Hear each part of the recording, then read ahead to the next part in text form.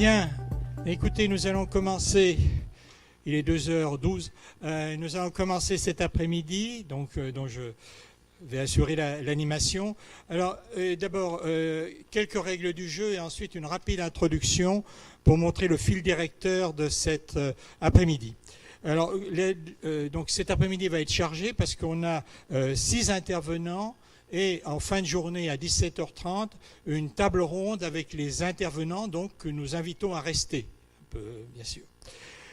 Chaque intervenant a droit à... Enfin, il y a une demi-heure pour l'intervention, mais composée de 20 minutes ou 25 minutes de présentation, les 5 ou 10 minutes restantes étant pour une discussion, plutôt pour des questions d'explicitation portant directement sur l'exposé qui vient d'être fait.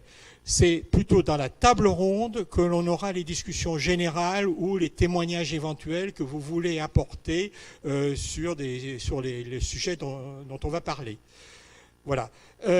Donc, on essaye de réserver les questions générales pour la table ronde. Et une pause est prévue à 16h et j'essaierai de faire respecter le temps de parole pour que tout le monde puisse s'exprimer. Alors, quel est le fil directeur de cet après-midi?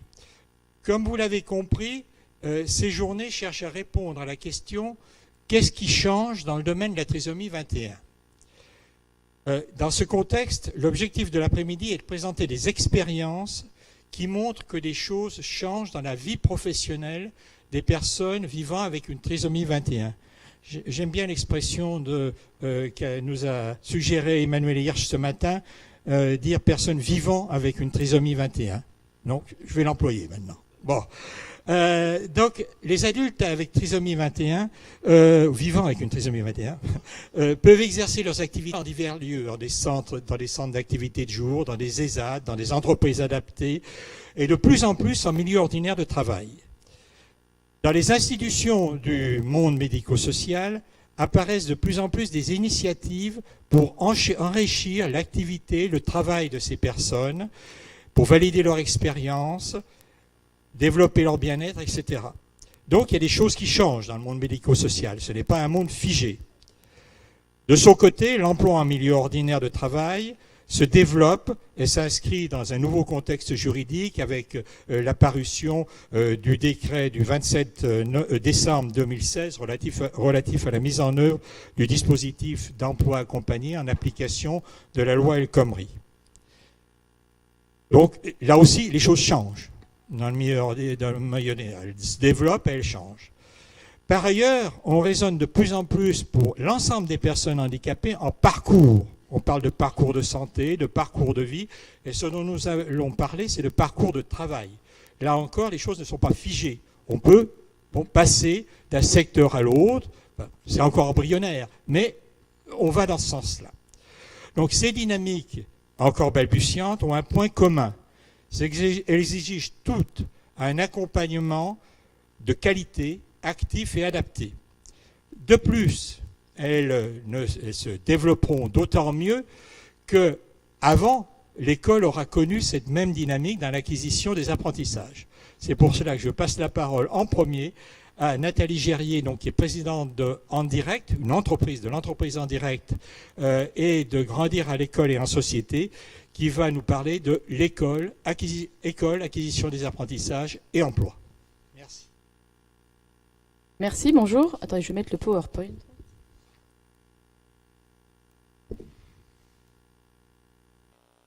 D'abord, je voulais savoir, enfin, vous avez tous déjeuné, donc j'espère que vous n'êtes pas en train de faire la sieste.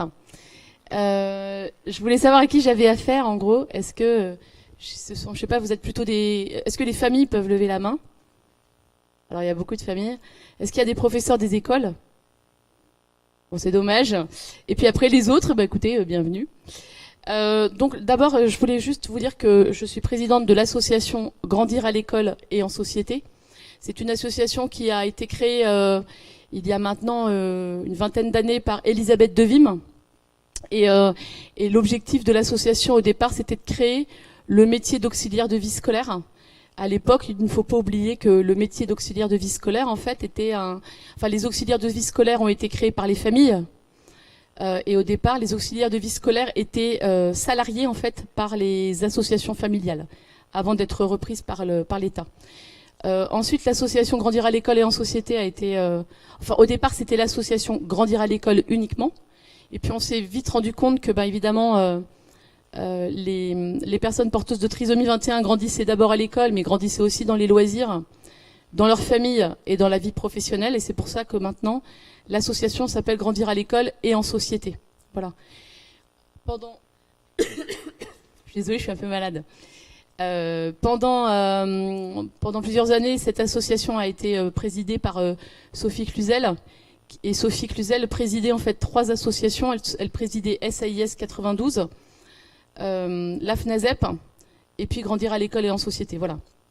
Pour les raisons que vous connaissez, Sophie Cluzel a démissionné. Et donc maintenant, c'est moi qui suis présidente de l'association. Notre objectif, c'est quoi? C'est de faire de la communication positive autour de la personne porteuse de trisomie 21, que ce soit à l'école, dans les loisirs ou dans la vie professionnelle. Voilà. Donc là, je vais plutôt, en début d'après-midi, vous parler de l'école. Alors, il me semble hyper important. En fait, sur l'école, si vous voulez, il me semble hyper important de se rappeler régulièrement et de relire régulièrement ce que dit la loi de 2005.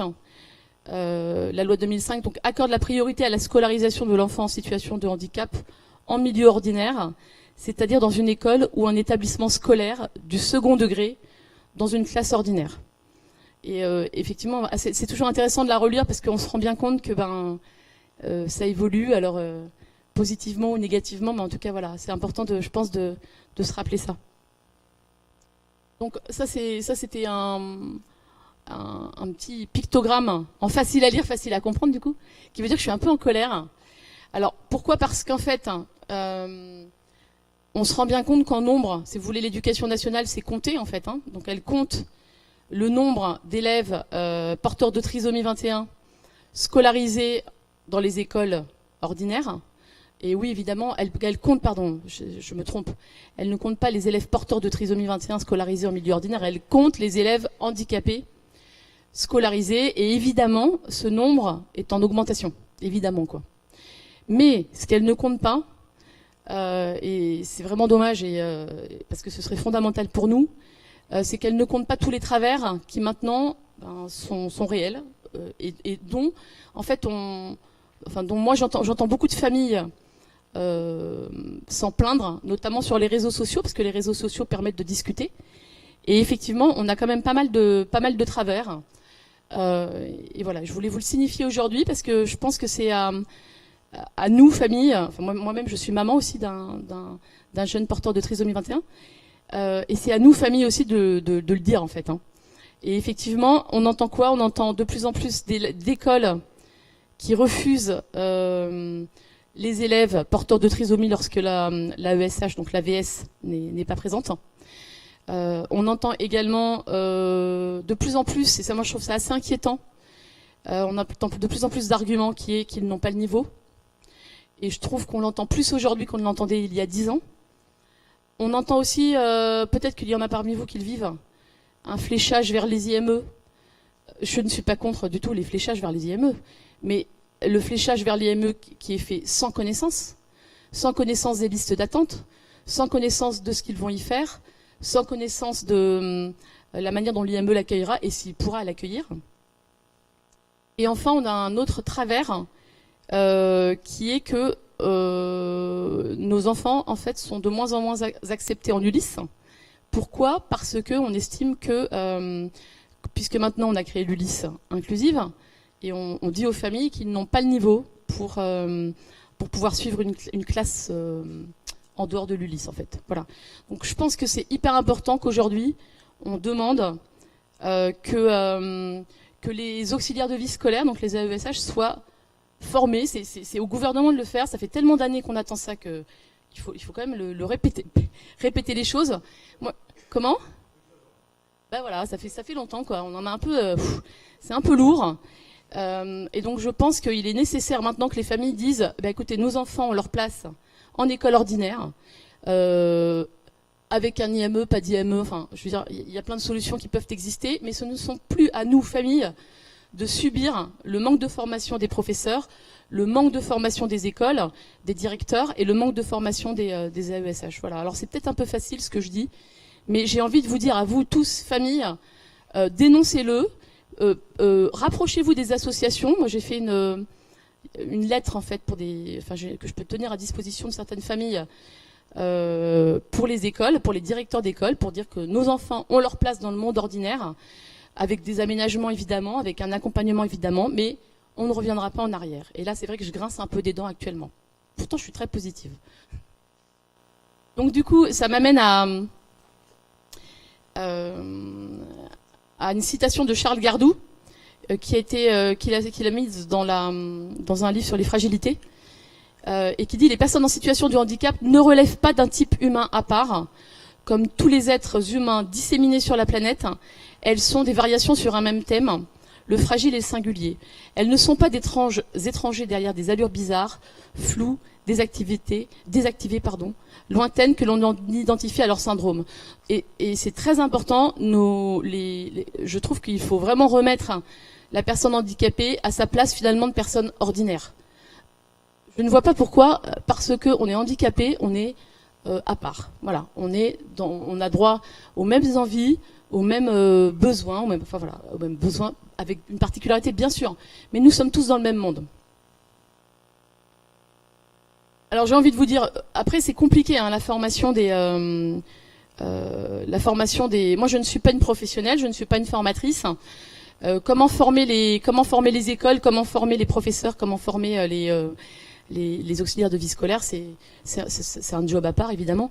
Néanmoins j'ai envie de vous dire, d'abord c'est la communication. Donc ça me paraît hyper important que vous communiquiez même auprès des associations de parents d'élèves. Les associations de parents d'élèves ont un rôle pour la scolarisation des élèves handicapés. J'ai envie de dire aussi aux familles de ne pas lâcher l'affaire, parce que c'est pas facile du tout aujourd'hui, et il y a beaucoup d'écoles qui sont très lourdes en fait, hein, dans leurs propos par rapport aux familles.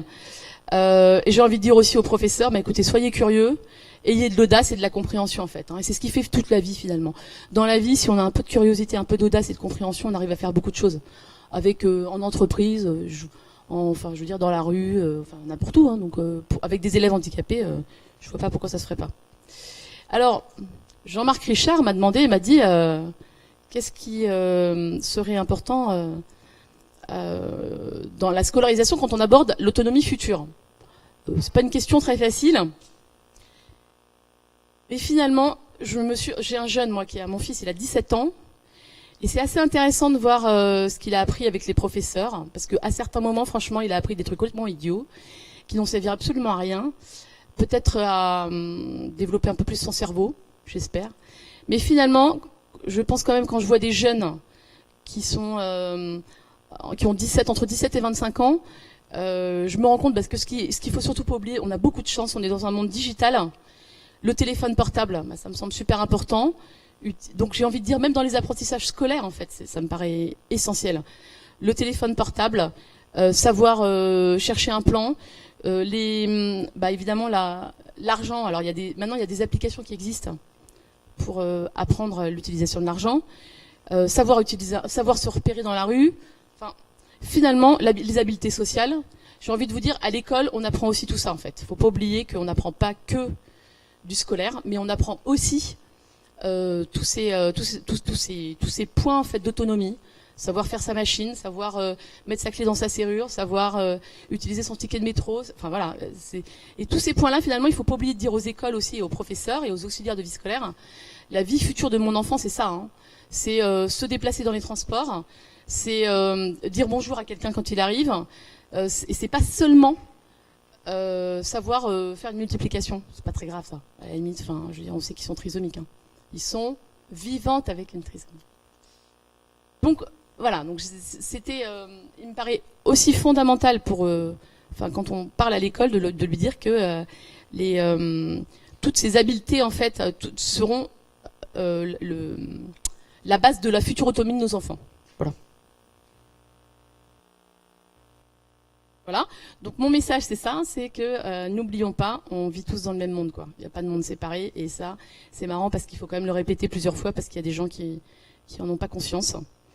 Et puis n'oublions pas aussi que c'est le fait que les enfants handicapés mentaux soient à l'école, il faut jamais oublier de dire que c'est presque plus important pour les autres que pour eux.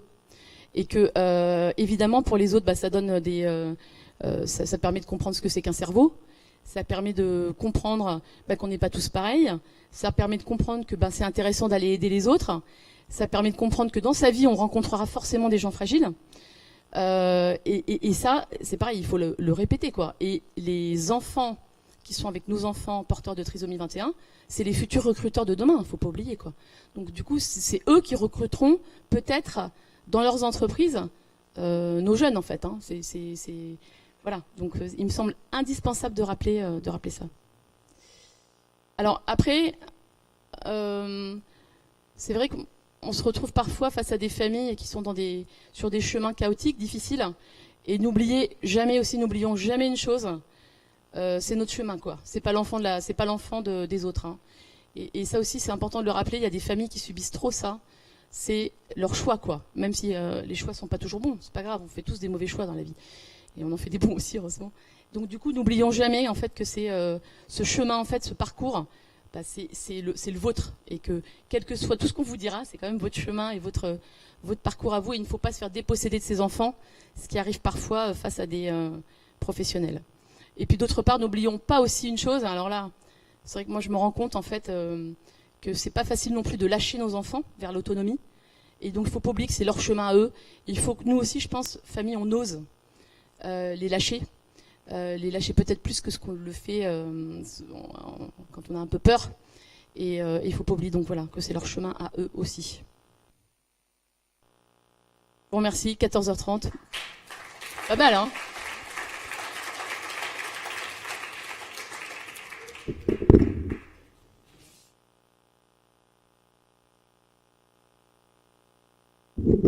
Bon, merci à Nathalie Gerrier d'avoir d'abord vraiment rattrapé même du retard par rapport à notre entrée tardive et d'avoir quand même bien montré qu'il y a encore beaucoup de difficultés à surmonter et que c'est un combat incessant qu'il faut faire. Moi, j'ai été frappé parce que vous avez dit au début, parce que notre fils, nous, et bon, dans d'autres que l'on connaît ici, est plus âgé, 36 ans pour le nôtre, mais là, par rapport alors à ce qu'il n'y avait rien de son temps, on était obligatoirement fléché vers les IME si on respectait la norme sociale. Bon, là, évidemment, lui, ça n'a pas été son cas, mais ça a été un combat où il a fallu construire des choses individuellement, finalement. Là, mais par l'école ordinaire, quand même, par l'école ordinaire. Mais ce que j'ai entendu de vous, c'est que après quand même une avancée avec la loi de 2005, parce qu'il y a eu des avancées aussi dans l'école, vous avez le sentiment d'un lent effritement, d'une certaine dégradation. Donc ça, c'est un point important qui, bon, peut-être que des personnes vont pouvoir intervenir là-dessus. C'est pas une idée qui est uniformément répartie. Vous voyez, un effet de génération. Un peu. On partait de rien, il y a eu un mieux, et maintenant il y a un retour un petit peu en arrière. Bon, alors on a effectivement 5-10 minutes de discussion sur ce que vient de dire Madame Gerrier, si vous le souhaitez. Qui demande la parole? En particulier pour conforter éventuellement ce qui vient d'être dit, oui. Alors, présentez-vous à chaque fois pour l'enregistrement. Merci. Sandrine Plossénic, je travaille pour la FRT pour le colloque. Moi, c'était juste, un sentiment plutôt qu'autre chose. Le handicap auquel j'ai été confrontée n'a rien à voir avec la trisomie 21. Il n'y a aucun handicap réellement fortement reconnu, simplement il était très lent. Et je constate qu'en fait, c'est au travers de ce que vous dites, en fonction du bon vouloir des écoles. D'une école à l'autre, il suffit que le directeur ou la directrice soit curieux, aime les autres tout simplement, et a envie d'accompagner un enfant qui est différent. Après, que ce soit une vraie pathologie ou pas, que ce soit un trisomique ou que ce soit un autre handicap, tout repose sur le bon vouloir du responsable de l'établissement. Et c'est en ça où je suis entièrement d'accord avec vous, même si c'est super dur, si c'est super compliqué, et qu'en tant que parent, il y a des moments où on n'a qu'une envie, c'est de dire stop, j'arrête tout, j'en ai marre, parce que c'est humain d'en avoir ras-le-bol, mais il faut surtout pas lâcher prise.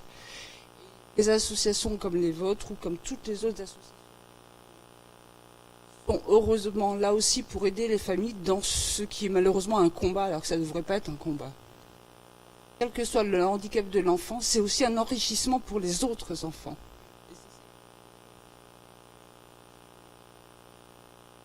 Ça réconforte énormément de voir qu'il y a des gens qui battent pour faire comprendre qu'un enfant qui a un handicap, ce n'est qu'un handicap. On a tous des différences. Les personnes qui sont dites normales, on a toutes des différences. Et ces enfants handicapés inclus, et ça c'est un terme dont j'ai horreur, l'éducation inclusive, les enfants dits handicapés dans l'éducation nationale dite normale, classique, c'est avant tout un enrichissement pour tous les autres. Adapté, mais c'est avant tout un enrichissement. Et ça apprend à faire des hommes et des femmes.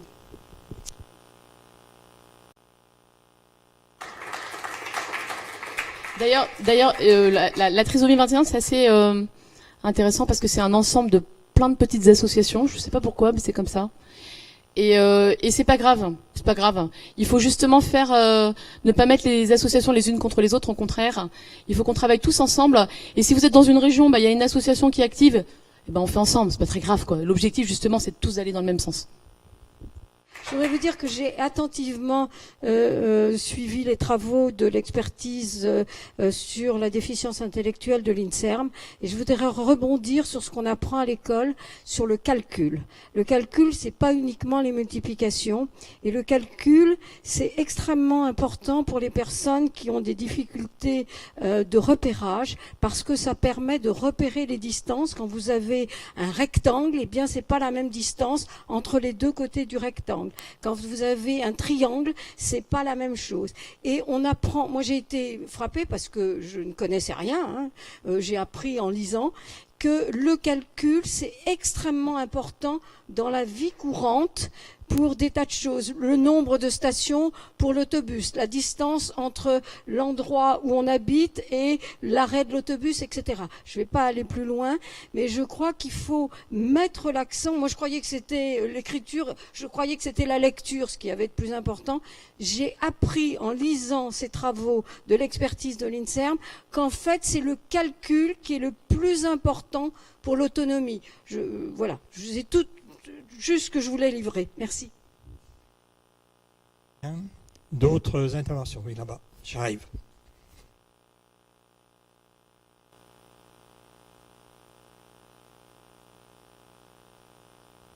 Salomé et Marion. Oui, alors moi c'est Salomé, la fille de Jacqueline Landon. Je voulais vous mettre... je voulais dire que, par exemple, moi, ça fait 3 ans et demi que je travaille au McDonald's. J'ai été embauchée en tant que personne handicapée et aujourd'hui, ils ne veulent pas entendre que j'étais embauchée comme personne handicapée. Donc, ils rejettent la personne handicapée. Je crois que c'est une question à laquelle pourra surtout répondre Laurence qui doit intervenir après, hein. À moins que Nathalie veuille, non? Bon, Marion, non. En tout cas, ce qui est super, c'est si vous travaillez pour le McDonald's, qui sont super contents de votre travail, qu'ils ont envie de vous garder, handicapé ou pas handicapé, le plus important, c'est cette reconnaissance de travail, en fait. Donc, bravo. Bah oui. Parce que c'est franchement, si ça fait 3 ans, ça veut dire qu'ils vous gardent. Bah c'est super quoi. Enfin franchement. Je redonne la parole à Salomé. Je crois que c'était dans l'autre sens qu'elle voulait dire. En fait, c'est en tant que recruteur de personnes handicapées, ils veulent pas entendre ce mot, ils veulent entendre à part entière personne normale. Donc, par exemple, j'ai des difficultés sur l'espace. Et ils mettent beaucoup la pression comme quoi je vais plus lentement que les autres. Alors, ça vaut peut-être le coup, dans ces cas-là aussi, d'aller voir la mission handicap, parce que je crois qu'au McDonald's, il y a une mission handicap. Oui, mais comme il y a eu le changement de direction, ça vient... Ah, mais parce que sinon, normalement, dans la mission handicap, on doit pouvoir mettre des choses en place pour justement compenser, en fait, le handicap. Oui. Voilà. Il faudrait peut-être connaître le nom de la personne. Ouais, il y en a pas? Laurence Germain qui suit, puisque Salomé est suivie par R, et elle reparlera de ce genre de difficultés. Parce que c'est vrai que l'entreprise, parfois, l'atmosphère se dégrade et il y a des problèmes. Oui, on y reviendra. Ça vaut le coup de revenir au niveau de la mission handicap ou alors des ressources humaines, mais bon, c'est pas toujours le cas, effectivement. Monsieur Perfumou. Oui, Denis Lafrette, je suis le grand-père de Marion. Je voulais vous parler de son expérience à elle, pour la bonne raison, c'est elle a été scolarisée en milieu ordinaire, suite à des visites dans des lycées professionnels, les portes étaient fermées. J'ai fait un courrier à titre personnel à l'inspection académique. 15 jours après, j'ai été reçu par un proviseur adjoint d'un lycée qui était concerné par le handicap. Et c'est ainsi que Marion a pu rentrer dans un lycée professionnel de 1300 élèves où elle était la seule personne handicapée. Donc c'est pour vous dire que aujourd'hui, que ce soit MDPH, inspection académique, ils sont très liés et leur directive c'est IME, principalement.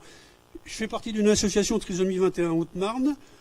On a 2 dossiers, on est obligé de prendre des avocats pour nous défendre, pour que ces enfants puissent être scolarisés. Ils ne le sont pas. Ils ne le sont toujours pas. Et donc ils restent à la maison, les parents les occupent comme ils peuvent. Donc ça devient quand même assez dramatique. Donc c'est au niveau MDPH, inspection académique, a priori qu'il faut canarder, quoi. Parce que... J'allais dire, ouais, au niveau du secrétariat d'État aussi, certainement, hein, parce que tout ça, il n'y a pas de chiffrage. Donc du coup... c'est pas super... officiellement, tout va bien, quoi. Alors, je voulais quand même rajouter que faisant partie d'une association Trisomie 21 France, donc en ce qui me concerne, c'est la Haute-Marne, on a demandé à Trisomie 21 France, qui est quand même une structure où il y a quand même un peu de monde, de nous aider. Il n'y a personne.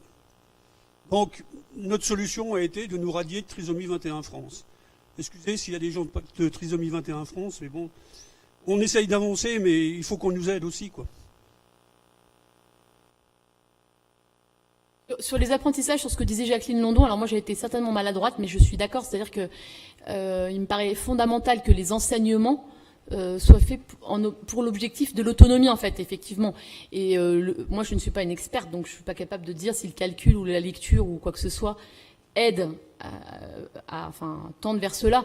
Mais effectivement, si on arrive, je pense qu'aujourd'hui, avec les connaissances qu'ont les scientifiques, on arrive quand même à savoir à quoi servent les apprentissages et ce qu'ils permettent de faire. Donc effectivement, ce qu'elle disait sur le calcul et sur le positionnement dans l'espace, etc., ça me paraît super important pour notamment, pour ensuite pouvoir se repérer dans l'espace. Ouais.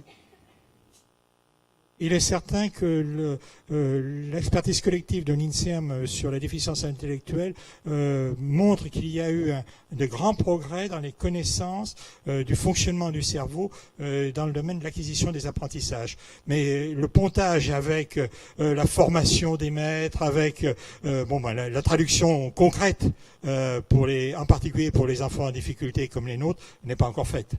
Voilà, c'est bien ça le problème. D'autres questions ? Ouais, Marion.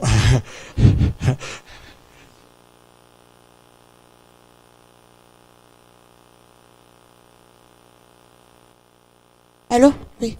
Parce que moi, depuis que je suis à 3, à l'Aube, en 2005, on m'a jamais aidé en tant que moi, je suis, trisomie 21. On m'a... Oui, on m'a...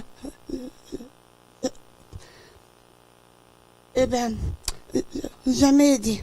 Voilà. Oui, c'est un appel. Bon, je crois qu'il faut qu'on passe à la suite, oui. Et, alors, merci Nathalie Gerrier. Et donc, je donne la parole maintenant à Laurence Germain, qui est la directrice de R et qui est aussi assistante, enfin chargée d'enseignement à l'INS HEA, et qui va nous parler de l'emploi accompagné en milieu ordinaire.